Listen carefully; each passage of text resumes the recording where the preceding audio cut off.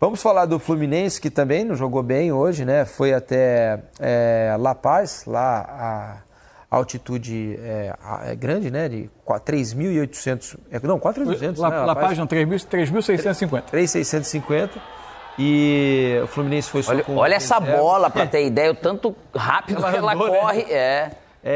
Foi lá com reservas, nem Renato Gaúcho, né? Como já havia acontecido contra o time do União Espanhola no Chile. Isso. Ele já também não havia viajado com o elenco. Situações diferentes, né? É sempre bom explicar. No jogo da União Espanhola, o Renato tinha assumido muito pouco tempo, ficou com o time trabalhando para o jogo do Campeonato Brasileiro. Nesse caso aí, o Renato fez um procedimento de ablação, um procedimento cardíaco, e é recomendável que ele não vá à altitude. A justificativa é que é uma recomendação médica. O mesmo procedimento do Ganso. O Ganso também fez isso. Ablação, né? E o Fluminense lá perdeu pelo placar de 1-0. Assim, o time todo mexido, né? O time bastante... Já não é fácil ao nível do mar. Mais composto do que o time que jogou com a União Espanhola, que é um time que tinha muitos jovens. Aí já tem jogadores que têm frequentado mais o time. Além do time muito mexido na altitude, o que eu quero dizer? O Fluminense tem um monte de problemas. A situação do Fluminense no Maracanã, no jogo que ele ganha do Sport, para mim, ela especialmente ofensivamente, ela é muito pobre.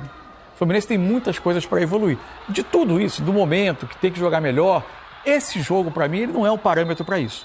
É um jogo em circunstâncias totalmente adversas e pesando todos os problemas, embora o Fluminense tenha perdido para um time bastante frágil tecnicamente, foi um jogo que o Fluminense poderia ter ganho. O Fluminense criou algumas oportunidades, teve seus essa momentos chance do Renato ali de cabeça. Teve o lance do Renato, teve outros lances no jogo.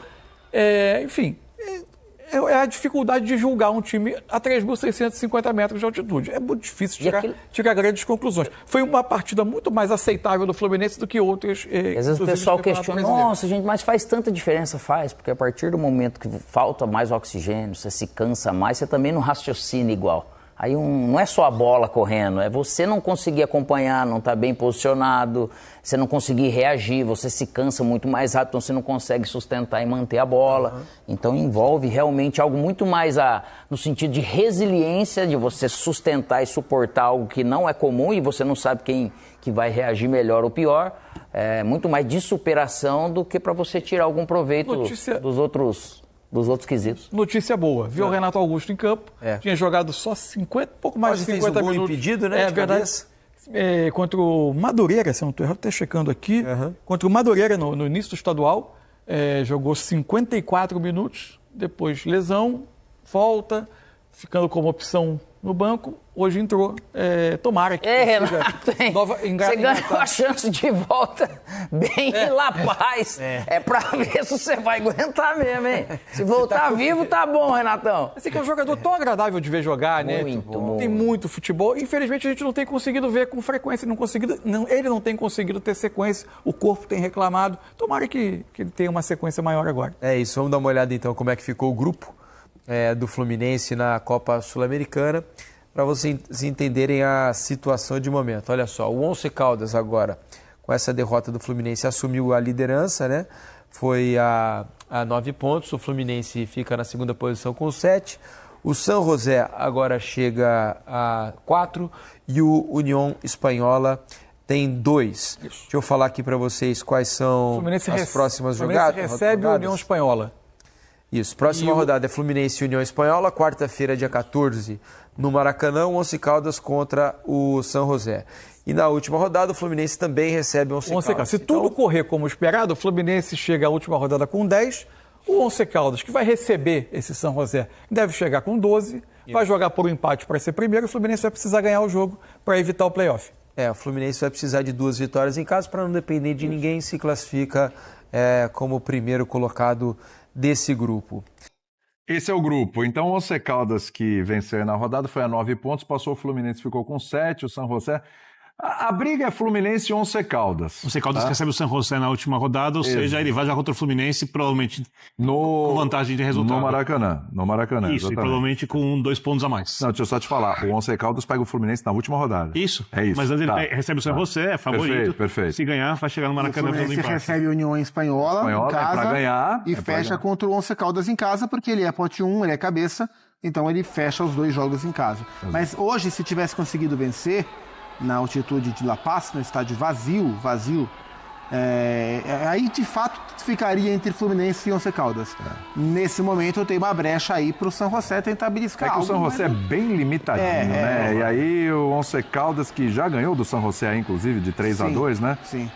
O Once Caldas ainda vai enfrentar essa equipe, quer dizer, é muito improvável que o San José tenha... Time muito mexido e de novidade a se destacar é a volta do Renato Augusto. O Renato jogou o segundo tempo. O Renato se machucou em janeiro, o Renato ficou 4 meses fora, né? E aí ele volta e tem que se recondicionar em La Paz. Vai lá, já volta aí em La Paz, se vira. Mas é bom ver o Renato Augusto de volta, um cara que espero que consiga ajudar mais o Fluminense do que vinha conseguindo.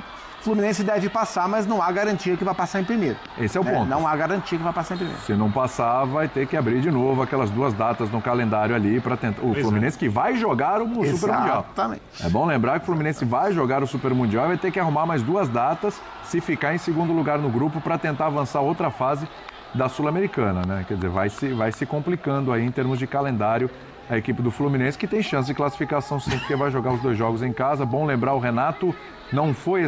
Da outra vez ele não foi, foi uma opção o Renato não ir ao jogo contra a União Espanhola.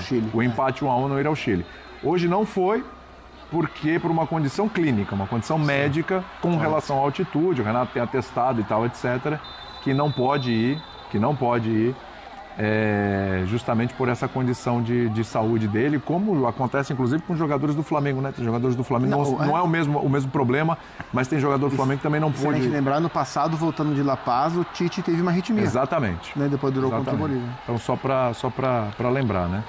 Então, aí, realmente, de positivo é a volta do Renato Augusto, que a gente espera que possa voltar e jogar, né? E ajudar, né? Exatamente, porque o Renato, tecnicamente, não há discussão, excelente jogador. Só que o Renato convive há muito tempo, desde Corinthians, também, questão de lesões, machuca. E assim, quando ele se machuca, quando ele tem lesão, ele não fica só um mês fora, é mais tempo. E acaba prejudicando a carreira do Renato e também acaba quem conta com o Renato, no caso, o Fluminense, né? Essa tática, o André, dos reservas aí do time B e com um cheirinho de time C, às vezes também, é a melhor opção mesmo para um Fluminense que no Campeonato Brasileiro precisa ficar de olho ali. Não é um time que vai brigar pelo título, mas para não se afastar muito da parte de cima ali da tabela? Eu acho que é uma tentativa de preservar jogadores para evitar situações em outras competições, né? E manter as chances de classificação que o Fluminense tem, jogando em casa, da maneira que a gente ouviu aí no material pós-jogo. Ao mesmo tempo, não é um elenco assim tão numeroso, né? Tão profundo. Mas você tem que fazer escolhas. Esse tipo de coisa, obviamente, é reflexo do calendário que os clubes têm aqui. Todos eles enfrentam os mesmos dilemas e as mesmas escolhas.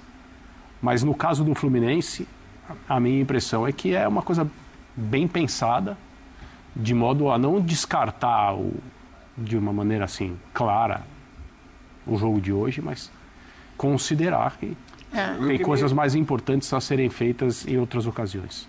Quer falar, Zup? Não, por favor. Não, assim, só que é bom a gente ressaltar que assim, o Fluminense é quem faz isso mais abertamente entre todos os times que disputam a Sul-Americana. E não é que ele esteja pior que os outros, ele é um dos melhores brasileiros no sentido de que a gente tem... Olha que loucura, dos 7 brasileiros na Sul-Americana, a gente tem 4 na segunda colocação, 2 na terceira colocação e 1 na quarta colocação. Nenhum líder de chave. Você acha que é por displicência? Eu acho que tem um pouco de displicência, sim, e acho que às vezes quando você coloca o seu time principal contra essas equipes, porque o que tem de time ruim na Sul-Americana é uma grandeza. A fase de grupos é um nível muito baixo. Muito baixo, muito baixo. Então você coloca, às vezes, jogadores que estão acostumados a jogos de um outro nível, de um outro patamar, em todos os aspectos, eles não jogam como deveriam jogar, mesmo os titulares. Exatamente. E aí você tem essa coisa, assim, é impressionante esse desempenho dos brasileiros numa Sul-Americana cujo nível técnico é tão fraco, e é muito fraco, Pra mim impressiona. Pelo menos o Fluminense não tá desgastando os seus mas principais é a jogadores. competição que O os clubes... Cruzeiro foi eliminado ontem e praticamente celebrou. Num grupo muito fraco. O nível técnico do grupo do Cruzeiro era dos mais baixos, envolvendo os times brasileiros. Acho que se você juntar as duas competições, talvez o grupo do Cruzeiro seja o mais fraco. Eu lamento a arrogância brasileira na forma como ela enxerga a Copa Sul-Americana. Eu acho que algumas equipes, por exemplo, que podem sonhar com o Campeonato Brasileiro, nem que não sejam favoritas, que vão ter elencos fortes, competitivos, eu até entendo que elas poupem, porque o calendário tem sido extremamente destrutivo para qualquer competitividade de qualidade. Aí você tem que abrir mão de competitividade em algum momento. E aí eu entendo abrir mão na Sul-Americana, mas, por exemplo, para o Fluminense, para mim, não. Mas não é abrir mão. Eu não vejo como abrir mão, Birner. Eu vejo como... Dá pra levar são até os com jogos, esse time. Então, mas não tô levando pelas colocações, é isso? Então, mas aí a gente está contando a história de trás para frente, né? Porque parte em teoria de que se existem jogos nessa faixa de calendário que dá para você rodar mais o elenco sem interferir no resultado, são esses jogos. Então não é falta de levar o campeonato a sério nem de motivação. Não. É porque realmente estão jogando mal. Não, é porque eles não é falta de enxergam mobilização, de nada que disso. a fase de grupos ela é fraca o suficiente a ponto de você conseguir administrar o elenco sem interferir na classificação. Mas eles não estão, mas está interferindo. Isso. Está interferindo. Mas não necessariamente é a escalação, porque tem é o que time... você faz na Liga Europa, inclusive. Fase de grupos da Liga Europa. E depois, e a gente vai ver agora uma final entre Manchester United e Tottenham, e eu te garanto, bom, tudo bem, nesse caso, porque são dois times fracassados no Campeonato Nacional. E o Tottenham que ganha campeonato nunca. E que jogam tudo na Liga Europa. Mas, de qualquer forma, mesmo que você tivesse ali um time que está acostumado a conquistas maiores nos últimos anos, eu te garanto que na final da Liga Europa ninguém vai escalar um time reserva. Ninguém vai escalar um time reserva. O Dorival fez isso na Copa do Brasil. O Corinthians tinha uma sequência duríssima. Que tinha Internacional, América de Cali, depois tem o Mirassol, aí tinha o jogo da ida da Copa do Brasil, Novo Horizontino e Novo Horizonte. O Dorival falou, opa, reservas. Esse é o jogo que eu consigo mexer mais o elenco, talvez sem interferir em resultado. Assumiu o risco. Mas ganhou. Os times que fazem isso na Sul-Americana, eles assumem o risco e não estão conseguindo garantir então, mas eu acho que é reflexo, porque assim, eu não condeno de maneira alguma, olhando para o calendário, olhando para o nível desses jogos, olhando para o cenário em que vários desses jogos acontecem, eu não condeno de maneira nenhuma e não acho que é arrogância. É simplesmente constatar que para ganhar desses times tão ruins, nesses campos tão ruins muitas vezes, basta ter aquela equipe. Depois, se a equipe não rende o que você imaginava, é aquilo que a gente estava falando do Inter. E alguns times têm escalado, inclusive, equipes fortes. O Corinthians mesmo. Isso. Sim. É que pegou o grupo mais difícil. O Corinthians está num grupo mais complicado. Bem mais complicado. Mas assim, não está mas tudo bem. bem. Mas o Atlético, por exemplo, não precisava ter escalado tantos titulares em tantos momentos. O Vasco vai com o time principal. Como hoje. Apostou na O Vasco tem menos margem. O Vasco tem menos margem. Muito menos. O que eu lamento no fundo é sobre fazer escolhas. É que em nenhuma tempo, porque quando uma equipe, enquanto o Del Valle ganha a Copa Sul-Americana, é óbvio que a impressão, por ser uma equipe sem torcida, que a coisa não tem tanto impacto.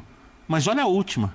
Você acha, por exemplo, que olhando a tradição continental, estou falando de uma competição continental do Fluminense, ela é muito maior que a do Racing? Olha como o Racing encarou a competição. Mas Birner, você não tá, o Fluminense não tá abrindo mão de ganhar.